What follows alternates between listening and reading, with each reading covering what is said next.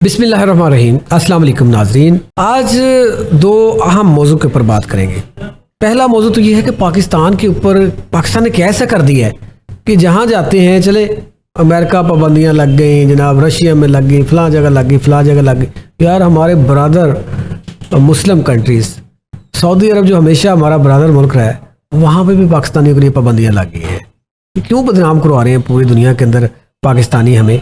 एक तो ये जो इलीगल रहते हैं ये तो खैर अपना एक अलग इशू है ना। अब नया इशू ये हो गया जी कि उम्रा ज़ायरीन, क्योंकि पाकिस्तान से हर साल लाखों की तादाद में उम्रा ज़ायरीन जाते हैं। अब जो उम्रा करने जाएगा वो जनाब पहले पोलियो की वैक्सीनेशन करवाएगा, वैक्सीन करवाएगा तो वो जनाब उसको जहाज़ पे जाने देंगे, नहीं तो वो वापस। अब इसी तरह एयरपोर्ट्स के ऊपर बात करें तो रश लगा हुआ है, लाइनें लगी हुई हैं, कोई पुरसाने हाल नहीं है, किसी को पता नहीं है कि क्या करना है क्या नहीं। अच्छा, कुछ ऐसे भी हुए हैं कि इलीगल जनाब उन्होंने खुद से ही किसी से मिल मिला के वो सर्टिफिकेट बनवा लिया और पकड़े के उनको वापस भेज दिया है। भाई पहली बात तो ये कि अगर उन्होंने रूल्स सऊदी हुकूमत ने बना ही लिया है तो आप क्यों ऐसा वैक्सीन करवा लेना, क्यों ऐसा गैर कानूनी तरीका इस्तेमाल करते हैं? तो इस पर बात करने के लिए मेरे साथ मौजूद हैं चौधरी शहबाज आरई साहब, ब्यूरो चीफ हैं हमारे और एंकर भी हैं, और जनाब माशाल्लाह जो है इस पे बड़ी गिरफ्त रखते हैं इस टॉपिक पे। तो चौधरी साहब, ये क्या हो रहा है यार, पाकिस्तान पे पाबंदियाँ क्या कर दी है पाकिस्तान ने ऐसा? Thank you very much doctor साहब। असल में अगर बात देखी जाए तो कोई भी पॉलिसी या रूल्स हैं उसको फॉलो करना किसी भी कंट्री का हर शहरी पे ज़रूरी है। जिस तरह भी आपने बात की मुहज़्ज़ब शहरी के ऊपर, हाँ जी, मुहज़्ज़ब शहरी होना ज़रूरी है, बिल्कुल ऐसी है। लेकिन अगर आप देखें कि पोलियो वैक्सीनेशन हो, कोरोना वैक्सीनेशन हो, कोई भी वैक्सीनेशन हो, वो आपके लिए बेहतरी है ना, लगवाएंगे तो आपका फायदा है ना। हाँ जी, अगर आपसे कोई जर्म्स या कोई बीमारी किसी को लग सकती है तो उसमें आप पे भी तो इफेक्ट कर सकती है वो। तो उसके लिए जिस तरह आपने भी बताया कि बहुत सारे लोगों ने जाली जो है कार्ड सर्टिफिकेट्स भी बनवाए। कल की न्यूज़ थी, टॉप स्टोरी थी हमारे जी पास। बिल्कुल ऐसी है। तो देखें, अगर आप उम्रा के लिए जा रहे हैं तो आप उधर इबादत करने के लिए जा रहे हैं, अल्लाह के घर जा रहे हैं, आप सल्लल्लाहु अलैहि वसल्लम के दर पे जा रहे हैं, और आप उधर जाने से पहले चीटिंग करके जा रहे हैं, इब्तिदाई दो नंबरी से कर रहे हैं, तो इसका मतलब कि आपकी बुनियाद ही गलत और झूठ से रखी गई है। तो इसमें मैं नहीं समझता कि बनाने के देने वाले का ज्यादा कसूर है, बनवाने वाले का उससे ज्यादा कसूर है। अगर आप किसी को गलत पे आमादा करें ही ना तो वो कैसे उसका काम चलेगा? अच्छा, इसमें बुरी बात क्या है? वैक्सीन करवाने में हर्ज क्या है यार? पोलियो के लिए अगर वैक्सीन करवा रहे हैं तो कौन सा? लोगों को डराया जाता है और कहा ऐसे जाता, लोग ये समझते हैं कि जो वैक्सीनेशन है ये पाकिस्तान में या छोटे मुल्कों में लोग ज़्यादातर एशिया पे इसको टेस्ट के तौर पे यहाँ पर भेजा जाता है, लोगों को वैक्सीनेशन करवाई जाती हैं। अगर उसके रिजल्ट फ्रूटफुल निकल आए तो दूसरे जो कंट्रीज़ हैं जो इसको डेवलप करने वाले हैं वो खुद शुरू कर देते हैं। अगर इसके असरात अच्छे ना निकलें तो फिर ये समझा जाता है, लेकिन ऐसी बात नहीं है बिल्कुल। जो भी मेडिसिन तैयार की जाती है उसको देखभाल के सारे इंसानी जो फैक्ट्स हैं उनको सामने रख के तैयार किया जाता है। तो वैक्सीनेशन लगवाने में कोई हर्ज कोई नहीं है। आलमी जो इदारा सेहत है उससे अप्रूव्ड होता है, उसके बाद जो उसके बाद तो वो टेस्टेड के बगैर तो भेजते नहीं है, इम्पोर्ट कर ही नहीं सकते आप। तो जिस तरह आपने बिल्कुल कहा, अभी देखें जो उम्रा ज़ायरीन के साथ ज्यादती की गई है ना सर, वो मैं समझता हूँ कि मज़ामत के भी उसकी करनी चाहिए हम सबको, और इस पे हुकूमत वक्त को सख्त एक्शन लेना चाहिए। ज्यादती किसने की है? ज्यादती जो एजेंट्स हैं उन्होंने की है, ट्रैवल एजेंट्स ने की है। देखिए, अगर हुकूमत सऊदी अरब एयरलाइन ने कोई एक पॉलिसी बनाई है तो जो इनके एजेंट हैं जहां से इन्होंने सारा काम अपने वीजे लगवाए हैं, टिकट्स लिए हैं, उन्होंने फ्लाई इनको करवाना उनकी जिम्मेदारी में शामिल है। ये एक चीज वाज़ेह कीजिएगा, ये सऊदी एयरलाइन ने कहा है या सऊदी हुकूमत ने कह दिया कि यहाँ पे जो आएगा उसके पास वो देखिए, जो एयरलाइन जिस चीज पे इम्प्लीमेंट करवाती है वो हुकूमत की तरफ से ही है ना। हुकूमत ने कहा है कि जो भी PIA से जाए, सियाल एयरलाइन से जाए, सऊदी से जाए, किसी और से जाए, वो जो जाएगा उसके पास वो सर्टिफिकेट होना जरूरी है। इन्होंने 2 सर्टिफिकेट जरूरी रखे थे, एक गर्दन तोड़ बुखार का था और एक पोलियो वैक्सीनेशन का था। एक खत्म कर दिया पोलियो वैक्सीनेशन का जो था। अच्छा, ये अभी जो करवाया था इन्होंने 2 सर्टिफिकेट थे, एक जो है एक गर्दन तोड़ बुखार का और एक पोलियो वैक्सीनेशन। अभी इन्होंने क्या नरमी की है? अभी इन्होंने नरमी ये की है, हमारे जराए ये कहते हैं कि इन्होंने पहले ये था कि अच्छा अभी जराए हैं, कंफर्म नहीं है, लेकिन हमें कंफर्म है। अच्छा, हमारे जो जराए हैं उन्होंने हमें कंफर्म कहा है, लेकिन जो हमारी जो इनके सऊदी एयरलाइन के मैनेजर हैं उनके साथ जब हमारी बात हुई है तो उनका कहना ये है कि हमें ऑफिशियली तौर पे कोई नोटिफिकेशन नहीं आया। ठीक। उनकी अगर आप साइट पे जाएं सऊदी एयरलाइन की तो वहां पर आपको नोटिफिकेशन मिलता है, लेकिन उनको ऑफिशियली तौर पे ना नोटिफिकेशन मिला और उनका कहना है कि कोई ऐसी बात हम तक नहीं पहुंची।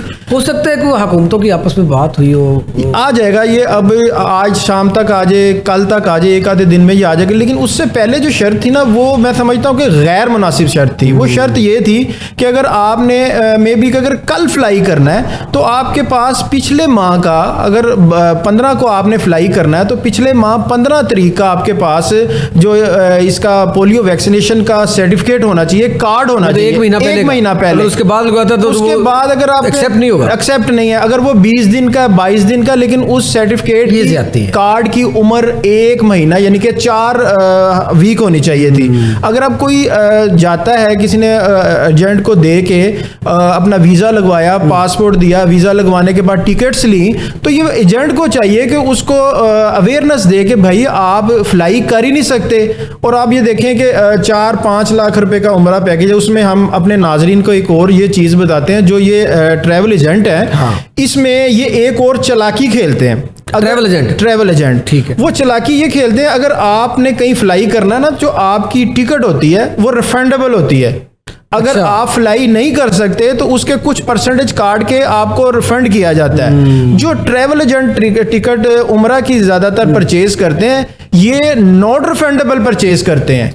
अच्छा, उसमें उनको तो पता है भी अगर ना जा सके तो आप नहीं जाएंगे ना, तो वापस मिले या ना मिले, रिफंड हो या पैसे ना हो, उनका तो काम खत्म हो गया आपसे।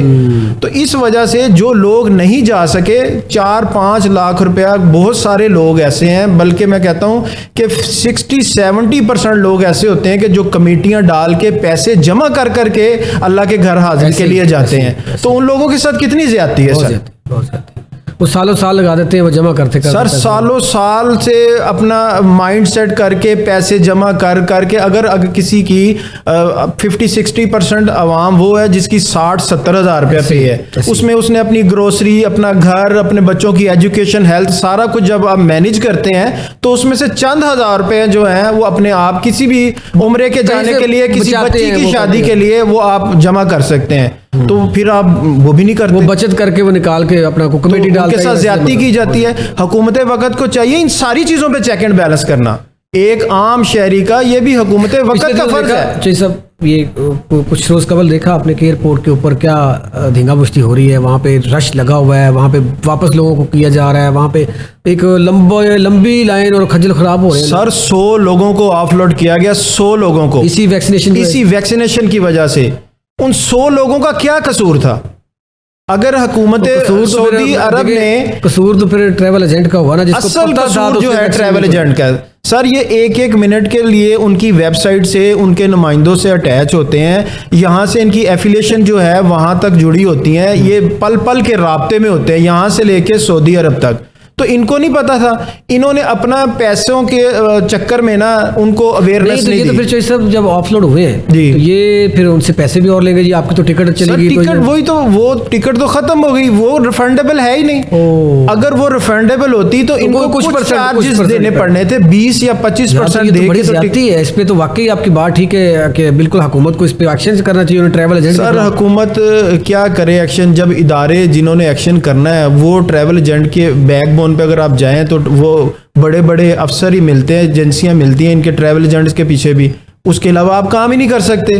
तो उनको पूछ, ये तो इदारों का काम है ना, जो इसको चेक एंड बैलेंस करता है, FIA है, जो भी इदारा इसको देखता है, वो इनको देखे और पूछे कि भाई आप ये जो टिकट्स लेते हैं, या तो पहले इनको बताया जाए, जो उम्रा ज़ायरीन है, जो भी किसी से पैकेज लेता है, वो बताएं कि यार ये टिकट जो है नॉट रिफंडेबल है। अगर आप लेट भी हो जाते हैं, समटाइम तो ये इशू हुआ है, कुछ लोग लेट भी हो जाते हैं। समटाइम ऐसा होता है कि कुछ लोगों को सुबह 6 बजे का होता है तो वो समझता है कि शाम के 6 बजे थे, आपकी फ्लाइट मिस हो गई। आपकी फ्लाइट मिस होने का मतलब है सारा पैकेज खत्म हो गया। ये तो बहुत जुल्म है, बहुत जुल्म। तो उनका जो काम था, उन्होंने जो पैसे बनाने थे उनके पैसे बन गए, आप उम्रे के लिए जा सकें या ना जा सकें वो आपकी किस्मत है। ये तो फिर ज्यादती है सरासर। इसमें तो मतलब कोई ट्रैवल एजेंट जो है ये फिर माफिया मैं कहूँगा। सर तो माफिया ही है ना, हर माफिया के पीछे इदारे आपके खड़े हैं। कोई क्या भी क्या आप गिरफ्त रखते हैं, आप क्या सजेशन देना चाहेंगे उम्रा ज़ायरीन को या हज पे जो जाना चाहते हैं लोग, क्योंकि हमारे मुक़द्दस मकामात, हमारा खाना काबा, हमारा रोज़ा रसूल और बहुत सारे मुक़द्दम मकामात जो हैं वो सऊदी अरब में हैं। तो जो लोग जाना चाहते हैं कोई तो वाकई मतलब इस अहल होते हैं, उनके पास अल्लाह पाक ने दिया होता है कि वो हर साल चक्कर लगा लेते हैं, कई पूरी जमा पूंजी लगा के खाना काबा शरीफ और रोज़ा रसूल देखने के लिए तरसते रहते हैं। सर और जितनी जाते भी हैं उनके प्रॉब्लम्स हैं ना, ये उन लोगों के लिए हैं जो मिडिल क्लास हैं या लो क्लास के हैं, जो हर साल जाते हैं। जो अपर क्लास के लोग हैं उनके लिए कोई फॉर्मेलिटीज नहीं है, आप उनके लिए गिरफ्त कोई रखते हैं, मुश्किलात आप नहीं गिरफ्त है। रखते हैं मजहबी उमूर की इस पे, तो आप क्या हदायत देना चाहेंगे, क्या सजेशन देना चाहेंगे उमरा? सर सजेशन ये है कि जो मजहबी अमूर है वो इदारों के साथ मिल के जो भी हज उम्रे का काम करते हैं, इनके नंबर दिए जाते हैं, इनको कोड दिए जाते हैं, इनको रजिस्टर किया जाता है, लेकिन सिर्फ बातों की हद तक किया जाता है। जिसके पास 20 लोगों का कोटा होता है वो 200 लोग लेके बैठा होता है, लेकिन फिर इदारों के साथ मिल के और मजहबी अमूर के साथ मिल के वहाँ पे जो लोग बैठे हैं, AD DD डायरेक्टर जो बैठे हैं वहाँ पे, उनके साथ मिल के सब मैनेज कर लेते हैं। और फिर आपने आए दिन ये सुना होगा जो उम्रे पे जाते हैं, अब इंशाल्लाह हज आने वाला, लोग हज के लिए जाएंगे, और मैंने इतने सालों में कभी भी नहीं सुना कि जो भी हाजी जाते हैं यहाँ से अल्लाह के घर जाते हैं, इनको तो चाहिए, हुकूमत पाकिस्तान को चाहिए, सऊदी अरेबिया को चाहिए, दूसरा जो है जो ये अपने ट्रैवल एजेंट्स हैं इनको चाहिए कि इनकी तो दूसरे लोगों से ज़्यादा खिदमत करनी चाहिए कि ये अल्लाह के घर जा रहे हैं, ये अल्लाह के मेहमान हैं। और अगर आप इन लोगों के साथ चीटिंग करेंगे, कभी भी किसी हाजी ने आके ये नहीं कहा कि मुझे किसी ट्रैवल एजेंट ने भेजा, या जो सरकारी तौर पे हज करने जाते हैं कभी किसी ने ये नहीं कहा कि जो वादे किए हैं इन्होंने वो पूरे किए हैं। जिससे भी पूछेंगे उसकी एक लंबी दास्तान होगी, और ऐसी दास्तान होगी कि सुन के आप शर्मिंदा हो जाएंगे कि यार हम में क्या इंसानियत है कि अगर हम अल्लाह के घर कोई जा रहा है, अगर मैं ट्रैवल एजेंट हूँ, अगर मैं हुकूमती नुमाइंदा हूँ, तो अगर मेरे तवस्सुल से कोई जा रहा है तो मुझे तो चाहिए अपनी पूरी एफर्ट इसमें करनी।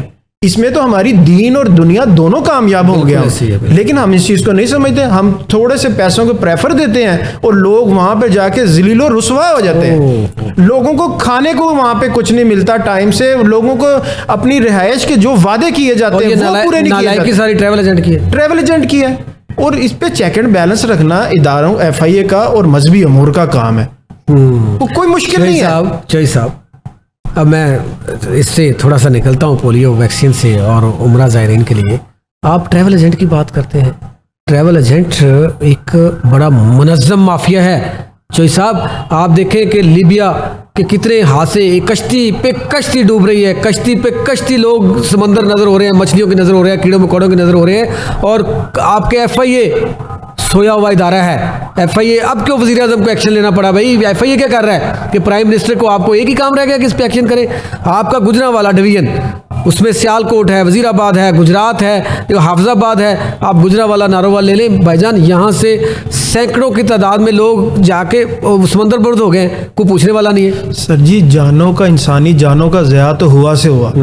उसके बाद आप देखें जो भी लोग जाते हैं ना, 25-30 लाख रुपया, यहाँ तक भी जो देखने में और सुनने में आया है, लोगों की एप्लीकेशन सामने 50-50 लाख रुपया दे के, आपने 50 लाख दे के अपने बच्चे की, अपने भाई की, अपने बेटे की जान 50 लाख रुपया दे के, और ये ट्रैवल एजेंट जो उनकी जाने खा मौत के मुंह दे रहे हैं, मौत के मुंह में 50 लाख दे के मौत के मुंह में धकेल रहे हैं कि जाए अपने खुदकुशी कर लें। जो आपने बिल्कुल जिस एरिया की आपने बात की है, यहाँ से 80% लोग यहाँ के हैं, 80% लोग यहाँ के हैं, तादाद ज्यादा इधर की, तादाद यहाँ की है। और दूसरी बात, अगर आप इदारों की बात कर रहे हैं तो सर इदारों की बात सर, ना ही करें तो देखिए, इसको तो FIA देखना ना, एक इदारा है FIA, FIA जो है, FIA क्या कर रहा है? मतलब वो ट्रैवल एजेंट इतनी मजबूत है, कुछ नहीं कर रहा सिर्फ। और ये तो वो चंद केसों की बात आप करेंगे जो सोशल मीडिया ने उनको कैच किया और लोगों को दिखाया, सोए हुए जो हुक्मरान थे वहां तक उनके कानों तक बात पहुंची, उन्होंने नोटिस लिया। इसके अलावा बेशुमार ऐसे वाकयात हैं, बेशुमार ऐसे लोग हैं, मुतासरीन हैं कि जो कि जिनको दादरसी तक नहीं की जाती, जिनकी एप्लीकेशन तक नहीं ली जाती। आप FIA की कार्रवाई की बात करते हैं, एप्लीकेशन नहीं ली जाती।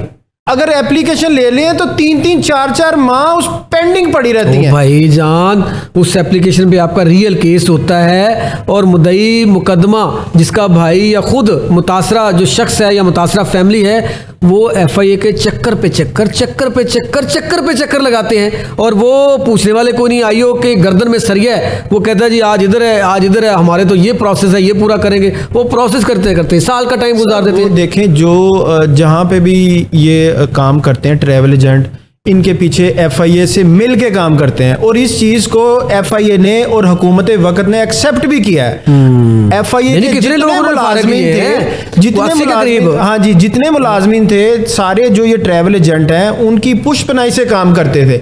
अदरवाइज आप कैसे समझ सकते हैं कि बगैर पासपोर्ट के जाली वीजे पे, जाली स्टिकर पे तो कैसे ट्रैवल कर सकते हैं? इस पे तो फिर देखें, हम हुकूमत वक्त की बात करते हैं तो फिर वज़ीर-ए-आज़म पाकिस्तान मियां मोहम्मद शहबाज शरीफ साहब को क्रेडिट जाता है ना। उन्होंने DG भी हटा दिया, उन्होंने कितने लोग जो है सर DG हटा दिया, बिल्कुल मानते हैं कि DG हटाने से जो सैकड़ों लोगों की जानें गई हैं वो जानें वापस आ जाएंगी, लोगों का करोड़ों रुपया चला गया वो वापस आ जाएगा। वो इसी वजह से हटाया गया ना चोई साहब, इसी वजह से हटाया गया कि भाई आप DG थे, आपके मुतलका इतने लोग महकमे के अंदर काली भेड़ें सामने आ गई। सर क्या किया आपने? से जो जानों का ज़िया है, जो लोगों के पैसों का नुकसान है, हटाया गया है। कल को फिर उन्होंने DG लगा दिया जाएगा, उनका क्या जाएगा? या तो जेल में फेंके ना उनको। सर देखें, मैं ये चाहता हूं कि अगर मैं, आप या कोई फर्दन बंदा भी अगर कोई गलत काम करता है, कोई जुर्म करता है, तो सर उसकी सजा मिलनी चाहिए। ये अगर जिस तरह से देखें ना, एक कोई SHO है या कोई DSP गलत काम करता है, उसको कहते हैं जी आप मुअत्तल है। अच्छा जी आप मुअत्तल है, आप लाइन में चले जाए। सर वो तनख्वाह ले रहा है, अपने घर आराम से बैठा है, 2-3 महीने बाद ये केस दबाया जाएगा, फिर वो SHO लग जाएगा। ऐसे ही। तो अगर आपने DG FIA को हटा दिया है तो उससे क्या फर्क पड़ा? कुछ भी नहीं फर्क पड़ा। ये कि FIA एक एजेंसी है, एक इदारा है, इनका काम ही यही है। ये ट्रैवल एजेंट एक माफिया है। इस माफिया को देखें, फिर इस बेल्ट पे जहां पे माफिया इन्होंने बनाया, ठीक, वो खुद कुछ नहीं कर सकते। हालांकि ये इनका चुटकी का काम है सर जी। इनकी फिंगर टिप पे आप तो बड़े जो ये ट्रैवल एजेंट है इनकी बात करते हैं, जो घर में बैठे लोग काम करते हैं ना, इनकी फिंगर टिप्स पे वो लोग भी हैं। ये उनसे भी मंथलियां लेते हैं। अगर वो कोई बंदा इनको कंपोसेट ना करे, मंथली ना दे, तो कोई बंदा काम कर ही नहीं सकता। देखिए चोई साहब, दिसंबर के अंदर लीबिया जाते हुए कश्ती का हादसा हुआ था। हमने वहाँ पे अपने कुनारोवाल साइड पे और ये कामों की से आगे डिस्ट्रिक्ट गुजरांवाला में कुछ फैमिलीज थी, वहाँ पे अपने रिपोर्टर को भेजा कि यार इनसे रिपोर्ट ज़रा लें, ये क्या मामला है। तो एक घर के 2 बच्चे थे, उन्होंने 50 लाख रुपया जो सब दिया, और एक बच्चा उनका जेल में था, एक जो समुंदर बोध हो गया, और जो जेल में था वो भी नहीं समझ आ रही थी, वो चीखों पुकार थी। दूसरे के पास गया, उसने कहा जी मैंने 32 लाख दिए।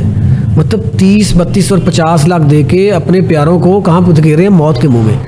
यार पूछने वाला कोई नहीं यार, हैरान कौन बात है यार। सर अगर तो कोई 25 लाख हमने जो सर्वे करवाए हैं ना, जो जिस तरह हमारे रिपोर्टर्स उनके घर गए थे, दूसरे हमारे सर्वे में ये चीज़ें भी सामने आई हैं कि अगर कोई एक बंदा ट्रैवल एजेंट को 25 लाख देता ना, जो ट्रैवल एजेंट पकड़े गए हैं वो कहते हैं आधे पैसे तो हम इन्हें दे देते हैं, FIA को दे देते हैं। FIA के मुलाजमीन को अभी जो इंक्वायरियां चल रही हैं वो इसी चीज की चल रही हैं। अब वो उनको जिनको सस्पेंड किया और वो सारा इंक्वायरियां क्यों नहीं पकड़ते उन्हें? अगर वो पकड़े जाएंगे तो वो बताएंगे कि सर अगर मैंने 2 करोड़ रुपया लिया है लोगों से बाहर भिजवाने का, तो 1 करोड़ तो मैं इनको लोगों को दे चुका हूं। तो वो क्यों पकड़ेंगे फिर? आप मुझे बताएं। वो बेवकूफ़ है, अपने लिए जो है वो इल्ज़ामात की बारिश करें, अपने गवाहों को खुद पकड़ लें वो। लेकिन चीज़ सब देखें, एक चीज़ तो वो हो गई, ट्रैवल एजेंट जो सब्ज़ बाग दिखाते हैं, FIA हो गया, लेकिन बहसीयत कौम, बहसीयत इंसान, या उनका कोई भाई, कोई फादर, कोई वालदा होने की हैसियत से जो जाते हैं, हमें भी तो ख्याल करना चाहिए कि डंकी वीज़ा जो है ये कोई वीज़ा नहीं है, ये डंकी लगा के मत भेजें। ये इसमें यार 80% चांसेस चॉइस सब उसके मर जाने के, बल्कि इससे भी ज़्यादा 90%, बिल्कुल 10% सिर्फ उनके बच जाने का चांस है। और फिर जब पहुंच जाएगा वहाँ पे, क्या पता वहाँ पे काम मिलना या नहीं मिलना, या वहाँ पे खज्जल खराब 2, 4, 5 महीने बाद उसको जेल जाकर डिपोर्ट कर देना है। तो कहाँ गए पैसे और क्यों ऐसा तरीका इस्तेमाल? इसके लिए भी लोगों को अवेयरनेस की ज़रूरत है। दूसरी बात यह है कि इसमें भी मैं समझता हूँ, हो सकता है मेरी गलत राय हो या गलत सोच हो, मैं सोचता हूं कि इसमें भी हुकूमत वक्त जिम्मेदार है। अगर आप अच्छी जॉब के लोगों के लिए कारोबार के ज़राए को पैदा नहीं करेंगे, उनके लिए मौके फराहम नहीं करेंगे, तो लोग क्या करेंगे मुझे बताएं आप। ये पंजाब के अंदर तो मरियम नवाज साहिबा नौजवान रोजगार स्कीम लेके आ रही है ना, वो सर, ले आई है वो लेके आई है जिम्मेदारों के लिए। अगर जिम्मेदारों के लिए, लाइफ स्टॉक के लिए अगर बात की जाए, उनके लिए पैकेजेस हैं, और जो नौजवान फिर रहे हैं बेरोजगार, उनको भी कहा कि कुछ करें, इंडस्ट्री भी लगाएं छोटे। सर ये अब आपने जो बात की है, मुझे आप ये बताएं, आपके भी क्राइटेरिया में कितने सैकड़ों हजारों लोग होंगे जिनको आप जानते हैं, जो मिलने वाले, कितने लोगों को मिला आपके? नहीं, अभी तो शुरू नहीं किया ना, करना है अभी तो सर वो अभी नहीं किया, कब करेंगे फिर? नहीं, इसी महीने में जब और अमवात हो जाएंगी और लोग बेरोजगार हो जाएंगे फिर शुरू करेंगे। देखिए, हुकूमत वक्त की ये जिम्मेदारी है, लोगों के कामों को, लोगों के कारोबारों को, उनको बंदिश ना की जाए, उनको शिलिंग ना किया जाए, उनके लिए वसी मौक़ों को फराहम करना हुकूमत वक्त की जिम्मेदारी है। अवेयरनेस कैंपेन चलाई जाए कि जो इस तरह के चीटर, जो ट्रैवल एजेंट्स हैं, इनसे बचा जाए। अगर अब देखें, अगर 40-50 लाख देके आप बाहर जाते हैं, मैं समझता हूं कि अगर 40-50 लाख से आप पाकिस्तान में भी अगर कोई काम करना चाहे ना, तो आप अच्छे तरीके से कर सकते हैं। अच्छा खासा रोजगार चल सकता है। बल्कि अगर हम शॉर्टकट के चक्कर में ना पड़े ना, तो चोई साहब वही 5-10 साल बाद आप कहीं के कहीं खड़े होते हैं, अगर हलाल से ईमानदारी से अपने घर वालों के पास रहेंगे, फिर आपकी कोई ऐसी टेंशन नहीं होगी कि जो आपको जिंदगी का खतरा हो और आपके घर वालों के लिए सारी उम्र का रोना उनके पास हो। अच्छा, ये तो दो चीज़ें तो हो गई ना, एक जो हादसे में पता लगता है कि ये वो चले गए, दूसरा पता लगता है कि ये जेल में चले गए। कुछ लोग ऐसे भी हैं, तीसरा एक क्राइटेरिया ये भी है कि लोगों का पता ही नहीं है कि वो जिंदा है, मर गए हैं, जेल में है, कहाँ है, सालों साल हो गया नहीं पता। तो साहब एक पिछले दिनों ना एक मैंने इंटरव्यू देखा, एक डंकी वीज़ा लगवा के इटली पहुंचा हुआ था बंदा। उसने कहा जी मैं जिन अजियत से गुजरा, मैं कई दिन भूखा, शदीद बारिश में, कुछ जगह पे शदीद गर्मी बर्दाश्त की, कुछ जगह पे शदीद ठंड बर्दाश्त की ना। यही था कि अभी था कि आप मर जाना। जंगलों में शेर के वो जंगलात थे जहाँ शेर थे, चीते थे, उन जंगलों में छुप के जब हम आगे निकलते थे, पता नहीं कितने दिन पैदल सफ़र करते रहे। कहते एंड पे जाके सेटल तो मैं हो गया। घर जो है 2.5 साल बाद मेरा घर राब्ता हुआ। 2.5 साल बाद मेरे माँ बाप को नहीं पता मैं मर गया हूँ, बच गया हूँ, मुझे नहीं पता पीछे क्या हुआ है। वो भी 2.5 साल बाद जाकर राब्ता हुआ मेरा जाकर। सर वो हाथ जोड़े कि डंकी वीज़ा मत लगवाना। सर वो 2.5 साल उसकी फैमिली के लिए रोज मर के रोज जी ऐसे गुजरे होंगे 2.5 साल, बल्कि उनकी तरफ से मर गया होगा वो। तो क्या फ़ायदा ऐसे पैसों का? अगर आपको मिल भी जाते हैं, अगर आप अचीव कर भी जाते हैं, तो सबको मार के अगर आप अच्छी लेविश जिंदगी गुजारते हैं, तो इसका तो कोई फ़ायदा नहीं है। कोई फ़ायदा। बिल्कुल सही कह रहे हैं चोई साहब, बहुत शुक्रिया, थैंक यू वेरी मच। आपने बड़ा इस हवाले से जो अपना एक्सपीरियंस था उससे आगाह किया। अच्छा, यहाँ पे देखिए, सबसे पहले तो ये है कि इदारा हमारा FIA, इसकी जिम्मेदारी बनती है कि ये ट्रैवल एजेंट ये माफिया बन चुका है, और ये इमा किसकी है? FIA।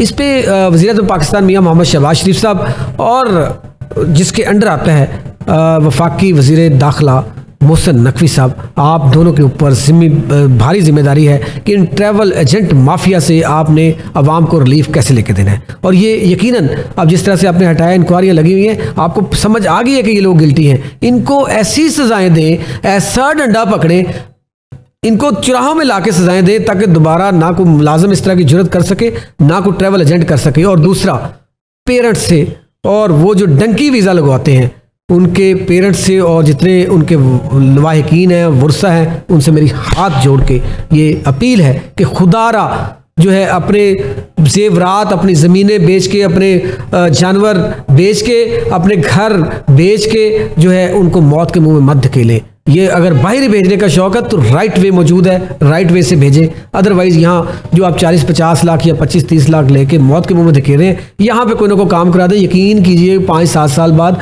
आपका अच्छा खासा बिजनेस चल जाएगा और अल्लाह पाक उसमें बरकत देगा, अगर मेहनत से करेंगे, ईमानदारी से करेंगे। तो मेरे ख्याल में यही पैगाम है मेरा आज का, और हुकूमत को भी इस पर देखना है, और हमें बाहैसियत कौम जो है हमें भी देखना चाहिए कि हम अपने प्यारों को, अपने लाडलों को अपने आप से क्यों मौत के मुँह में धकेलते हैं, पैसे दे के हम मौत खुदकुशी करवाते हैं। इससे मेरे ख्याल में एक ही लेसन आना चाहिए, ये हमें सबक लेना हासिल करना चाहिए। जो अभी लीबिया के बार बार कश्ती हादसे हो रहे हैं, बार बार हो रहे हैं, एक हादसा नहीं हो रहा, बार बार हो रहे हैं, तो इससे आप सबक सीखें। इजाज़त दीजिए, अल्लाह हाफिज़।